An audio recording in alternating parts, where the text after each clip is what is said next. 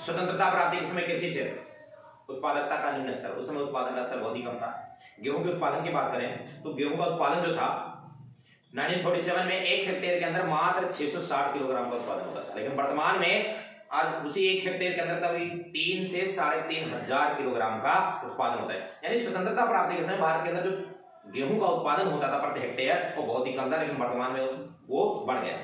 उच्च कोटि की संवेदनशीलता मतलब यह है कि उस समय की जो खेती थी पूरी तरीके से वर्षा पर निर्भर करती थी। बारिश होगी तो फसल होगी, बारिश नहीं होगी फसल क्या होगी, सूखे में डूब जाएगी, सूखे से सूख जाएगी। भूमि के स्वामी तथा उसे जोतने वाले किसान के बीच में चौड़ी खाई, अर्थात इसका मतलब यह है कि उस समय के जो जमींदार थे और जो उस पर जमींदारों के खेत पर खेती करने वाले किसान थे उनकी आपस में कभी भी पड़ती नहीं थी। क्यों नहीं पड़ती थी? उनकी आपस में पड़ती नहीं थी। क्यों नहीं पड़ती थी? क्योंकि जमींदार जो होते थे वो लागत में तो उनका क्या होता, हिस्सा होता था, सॉरी फसल में तो हिस्सा होता था लेकिन लागत में हिस्सा नहीं होता था। यानी जब फसल का उत्पादन होता था तो हिस्सा लेने पहुंच जाते थे मुंह उठा करके, लेकिन जब उसमें लागत लगाने की यानी भर्ती लगाने की बात आती थी तो नहीं देते थे। इसलिए उन दोनों की आपस में पड़ती नहीं थी। छोटी एवं बिखरी जोतें, उस समय की जो जोतें थी छोटे छोटे टुकड़ों में बांटी हुई थी। उस समय की जो जोतें थी यानी खेत जो थे छोटे छोटे टुकड़ों में क्या होते बांटे हुए थे, जिसके अंदर अधिकांश जोत अनार्थिक थे जिन पर उपज बहुत ही क्या होती थी, कम होती थी। ये स्वतंत्रता प्राप्ति के समय भारतीय कृषि की विशेषताएं हैं। इसके अंदर 4 विशेषताएं पड़ी। उत्पादकता का निम्न स्तर, उच्च कोटि की संवेदनशीलता अर्थात वर्षा पर निर्भरता, भूमि के स्वामी और उसे जोतने वाले किसान के बीच में चौड़ी खाई, उनकी आपस में कभी पड़ती नहीं थी, और छोटी एवं बिखरी जोती। अगली हेडिंग है ब्रिटिश शासनकाल के दौरान भारतीय कृषि के पिछड़ेपन तथा गतिहीनता के कारण क्या थे। ब्रिटिश शासनकाल के दौरान भारतीय कृषि के पिछड़ेपन तथा गतिहीनता के महत्वपूर्ण कारण क्या थे। पहला पॉइंट इसके अंदर आता है ब्रिटिश राज में भू राजस्व प्रणाली। अंग्रेजों के शासनकाल में कौन सी प्रणाली चलती बेटा, भू राजस्व प्रणाली चलती थी। जमींदारी प्रथा चलती थी। जमींदारी प्रथा इस तरीके से चलती थी, एक ब्रिटिश गवर्नमेंट, दूसरा जमींदार और तीसरा किसान। ब्रिटिश गवर्नमेंट ने जमींदारों को बोल रखा था तुम किसानों के साथ कुछ भी करो, हमें उससे कोई मतलब नहीं है, हमें तुमसे एक निश्चित समय पर एक निश्चित राशि लगान के रूप में चाहिए। तो जमींदार क्या करते थे, किसानों का बुरी तरीके से शोषण करते थे और उनसे बलपूर्वक मनचाहा लगान वसूला करते थे, जिसके कारण भारतीय कृषि काफी ज्यादा पिछड़ी रही। कृषि का व्यापारीकरण, पहले हमारे किसान जो थे जीवन निर्वाह खेती करते हैं, अर्थात जीवन निर्वाह का मतलब होता है मात्र इतना उत्पादन करना जिससे जीवन बसर हो सके। लेकिन जब ब्रिटिशर्स आए, अंग्रेज आए, तो हमें जीवन निर्वाह की जगह कृषि का व्यापारीकरण सिखाते थे। यानी पहले जो हमारे किसान थे वो केवल खाद्यान्न फसलों का उत्पादन करते। खाद्यान्न फसलों का मतलब यह है इतना उत्पादन, मतलब वो उत्पादन करते थे जिसे वो खा सके, उत्पादन करके क्या कर सके, खा सके। लेकिन अंग्रेज आए, हमें नकदी फसलों का उत्पादन करना, भारतीय किसानों को नकदी फसलों का उत्पादन करना सिखा दिया। नकदी फसलें क्या, नील हो गया, अफीम हो गया, सूत हो गया, कपास हो गया, रेशम की कीड़े हो गए, ये सारी इन सारी चीजों का क्या करने लगे, उत्पादन करवाने लगे, खेती करवाने लगे। और ये सारी फसलें नकदी फसलें होती हैं, इनको उत्पादन करके सिर्फ और सिर्फ क्या किया जा सकता है, बेचा जा सकता है, खाया नहीं जा सकता। तो जिससे इन सबके कारण भारतीय कृषि काफी ज्यादा पिछड़ी हुई रही। स्वतंत्रता प्राप्ति के समय औद्योगिक क्षेत्र, जब हमारा देश आजाद हो समय भारत का औद्योगिक क्षेत्र कैसा था। ब्रिटिश सरकार की विभेद मूलक नीतियों के कारण, विभेद मूलक नीति का मतलब भारत के खिलाफ नीतियों के कारण विश्व भर में प्रसिद्ध भारतीय हस्तशिल्प का पतन हुआ। ब्रिटिश सरकार की विभेद मूलक नीतियों के कारण विश्व भर में प्रसिद्ध भारतीय हस्तशिल्प का पतन हुआ। तो पहले यानी हम यही पढ़ेंगे, हस्तशिल्प के पतन होने के कारण। हस्तशिल्प का मतलब होता है हाथों से बनी हुई वस्तुएं। हस्तशिल्प का मतलब है हाथों से बनी हुई वस्तुएं।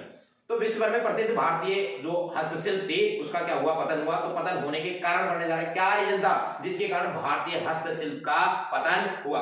पहला पॉइंट, राज्य की विभेद मूलक तथा कड़कन नीति। इसके अंदर समझाया गया कि राज्य की विभेद मूलक तथा कड़कन नीति, इसमें अंग्रेजों ने जब भारत के ऊपर शासन करना शुरू किया वो टाइम, और इंग्लैंड में औद्योगिक क्रांति का टाइम, दो के दोनों टाइमिंग सेम थे। इंग्लैंड को अपने औद्योगिक क्रांति को बढ़ावा देने के लिए, औद्योगिक क्रांति का मतलब होता है नई नई फैक्ट्रियां लगाना, नई नई फैक्ट्रियों को बढ़ावा देने के लिए, औद्योगिक क्रांति को बढ़ावा देने के लिए उन्हें कच्चे माल की आवश्यकता थी, कच्चे माल की जरूरत थी। वो कच्चा माल उन्हें भारत से मिला। भारत से कच्चा माल ले जाते थे, उसे तैयार माल में बदलते थे, तैयार माल में बदल करके भारत में ला करके ही भारतीय लोगों को बेचते थे, जिसके कारण विश्व भर में प्रसिद्ध भारतीय हस्तशिल्प का पतन हुआ। अगला रीजन, राज दरबारों का लोप होना। अंग्रेजों के शासनकाल से पहले भारत अनेक छोटे छोटे रजवाड़ों में बटा हुआ था, और ये जो रजवाड़े थे वो भारतीय हस्तशिल्प को खरीदा करते थे। जो रजवाड़े थे वो क्या करते थे, भारतीय हस्तशिल्प को खरीदा करते थे। अंग्रेजों की पॉलिसी, एक नीति, फूट डालो और राज करो। दो रजवाड़ों को आपस में लड़ाते थे, दो रजवाड़ों को आपस में लड़ाते थे, वो दोनों राजा आपस में कड़मड़ जाते थे, शासन अंग्रेजों का हो जाता था।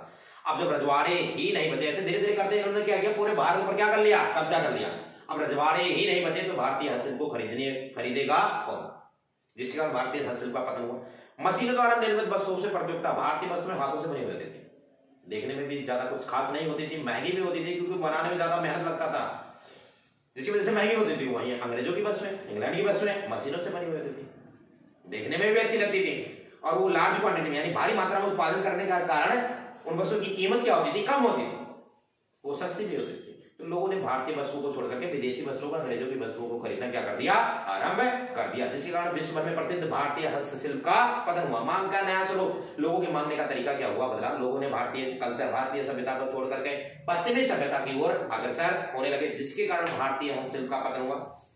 भारत में रेलवे का आगमन, रेलवे का आगमन भारत के लिए वरदान भी बना, वर्तमान के लिए वरदान है, लेकिन उस टाइम जब अंग्रेजों ने लाया था, उस टाइम हमारे लिए अभिशाप था। अभिशाप क्यों था, अंग्रेजों का रेलवे लेकर के आना भारत के अंदर, उनका मेन उद्देश्य, मुख्य उद्देश्य ये था कि भारत के कोने कोने तक अपनी वस्तुओं को, अंग्रेजी वस्तुओं को पहुंचाया जाए, यानी अपने बाजार के आकार को उन्होंने क्या करना था, बढ़ाना, बाजार के आकार को बढ़ाना था।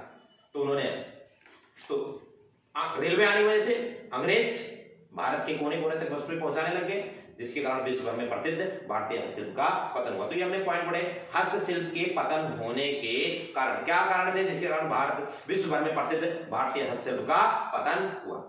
ब्रिटिश शासन के अंतर्गत विदेशी व्यापार, अगली हेडिंग है ब्रिटिश शासन के अंतर्गत विदेशी व्यापार। अंग्रेजों का हमारे ऊपर शासन चल रहा था, उस समय विदेशी व्यापार कैसा था, उस समय विदेशी व्यापार कैसा था, क्या बोला, 3 मिनट है बस, 5 मिनट 10 होने में, इसमें 10 मिनट की कह रहे थे ना, 15 मिनट की कह रहे थे। तो मतलब अभी टाइम क्या हुआ, 55 55 हुआ, मतलब